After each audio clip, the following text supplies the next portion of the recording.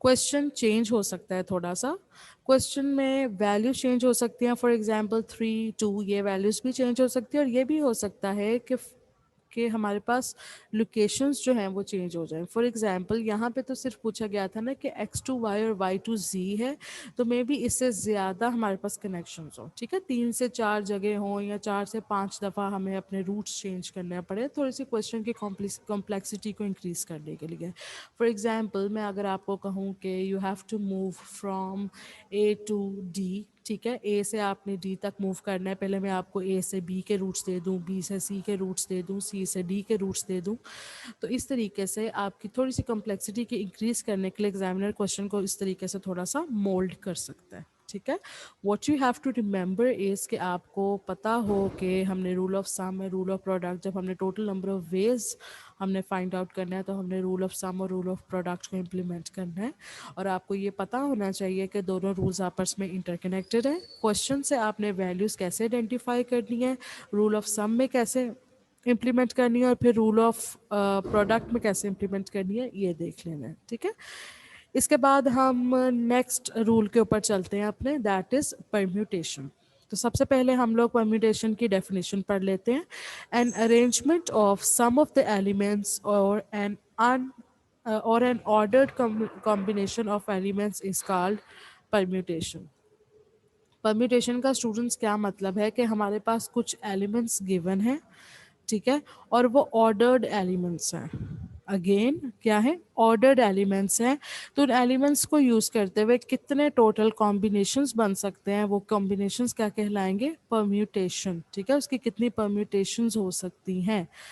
अब आप लोगों को किसी सवाल में अगर तो डायरेक्टली पूछा गया हो कि to find the total number of permutations, तो आप लोगों ने देख लेना है कि परम्यूटेशन का फॉर्मूला क्या है, उसको इम्प्लीमेंट करना है, वैल्यूज़ क्वेश्चन से लेके फॉर्मूले में लिख कर उसको सॉल्व कर लेना है, ठीक है।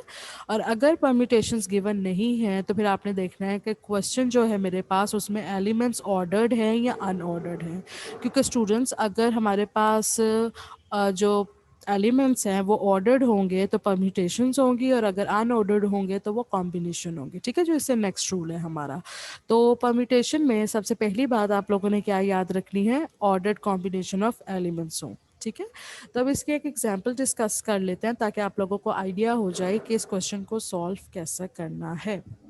देखो बच्चों, ये हमारे पास फॉर्मूला है परम्यूटेशन का, इसको पढ़ते कैसे हैं, एन परम्यूटेशन आर, यहाँ नीचे छोटा सा आर गिवन है, इसको मैं थोड़ा सा जूम कर लेती हूँ ताकि आप लोगों को विजिबल हो।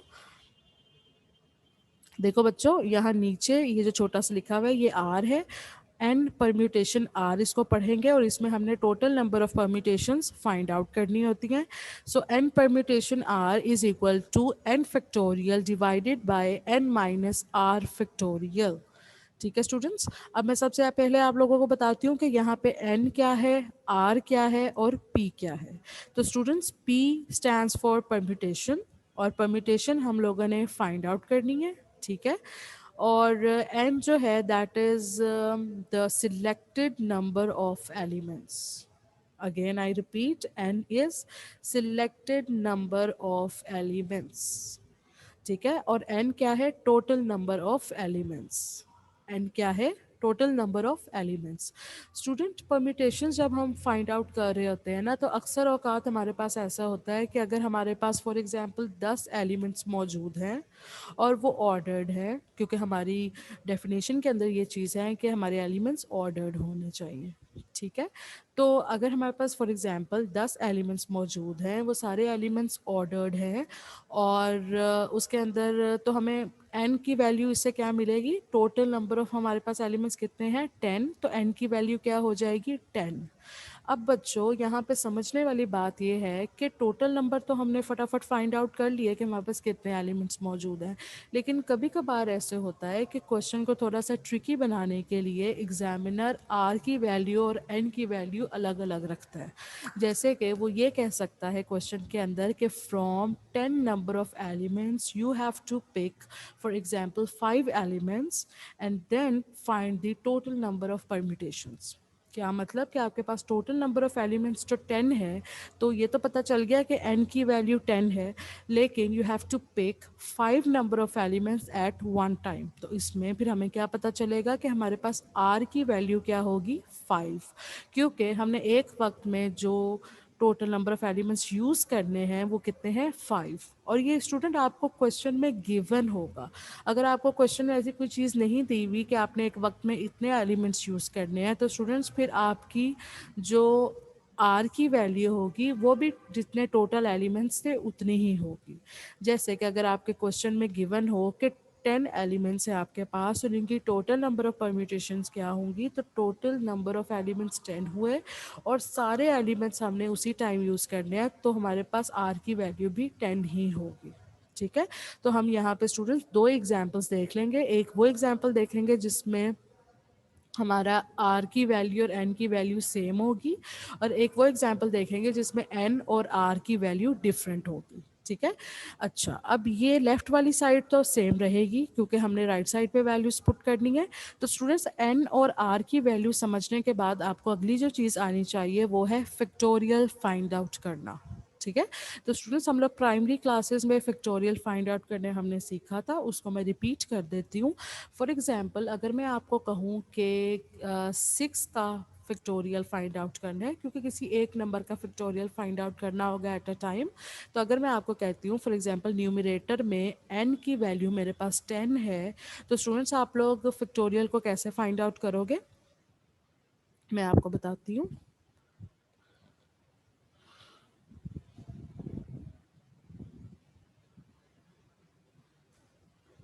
आप क्या करोगे, टोटल नंबर ऑफ एलिमेंट्स यहाँ पे कितने हैं, 10, तो you will do 10 into 9 into 8 into 7 and till 1। ठीक है, उस नंबर से लेके जितने भी आपके नीचे वाले नंबर होंगे उनके साथ मल्टीप्लाई करोगे। देखो बच्चों, इसका बेसिकली फॉर्मूला क्या है,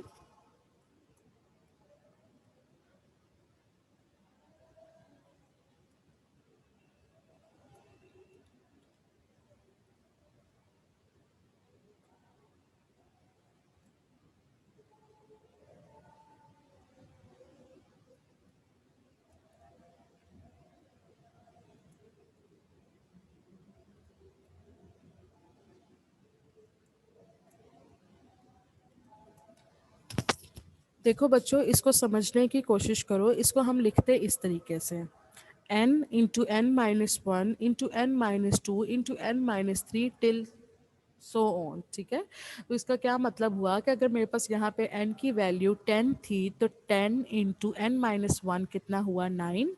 तो हमारे पास नीचे देखो फिर कैसे आप मल्टीप्लाई करोगे, 10 इंटू 9। मैम यहाँ स्क्रीन नजर आ रही है मैम हम नजर नहीं आ रहा, आप कहाँ करवा रही हैं? ओहो,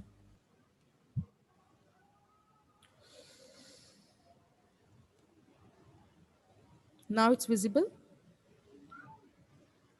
Yes, ma'am. अच्छा स्टूडेंट्स, इस तरीके से आप करोगे कि 10 इंटू, मतलब आपका n की वैल्यू 10 थी, तो 10 इंटू 9 इंटू 8 इंटू 7 टिल 1, जितना भी नंबर होगा उसको एक एक माइनस करते करते आप तब तक मल्टीप्लाई करते रहोगे जब तक 1 तक नहीं आ जाते। जैसे अगर आपके पास n की वैल्यू 10 हो और आपने 10 का फैक्टोरियल फाइंड आउट करना हो, तो 10 इंटू 9 इंटू 8 इंटू 7 फिर into 6 into 5 into 4 into 3 into 2 into 1। ठीक है, तो इस सब को मल्टीप्लाई करने के बाद आपका जो आंसर आएगा that will be factorial of 10। समझ आइए। तो अब बच्चे, coming back to the lecture, आप लोगों के सामने मैं ओपन करती हूँ पीडीएफ। देखो बच्चों, एक एग्जाम्पल देख लेते हैं फटाफट। क्वेश्चन में हमारे पास,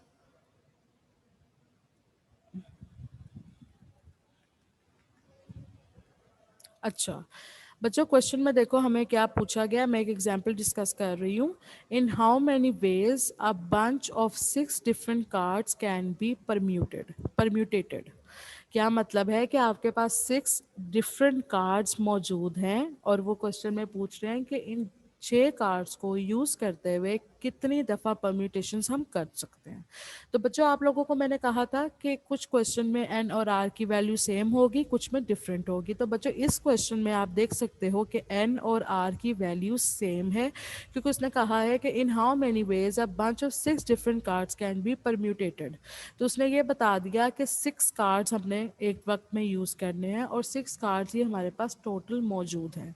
तो हमें यहाँ पे क्या पता चला कि आर और एन की वैल्यू हमारे पास सेम है। तो फॉर्मूला ये था हमारे पास। देखो वापस अगर मैं आप लोगों को दिखाऊं कि हमारे पास क्या फॉर्मूला था, ये तो उसने क्या किया, एन की वैल्यू की जगह 6 लिख दिया, पी वैसे रह गया, आर की वैल्यू की जगह 6 लिख दिया, is equal to 6 factorial divided by 6 minus 6 factorial. ठीक है, तो यानी कि डिनोमिनेटर जो है वो ख़त्म हो गया और सिर्फ न्यूमरेटर हमारे पास रह गया जो कि एन फैक्टोरियल था, यानी 6 फैक्टोरियल फाइंड आउट किया।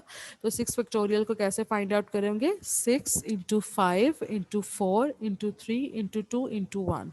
तो बच्चों जब हम 6 का फैक्टोरियल फाइंड आउट करेंगे तो आंसर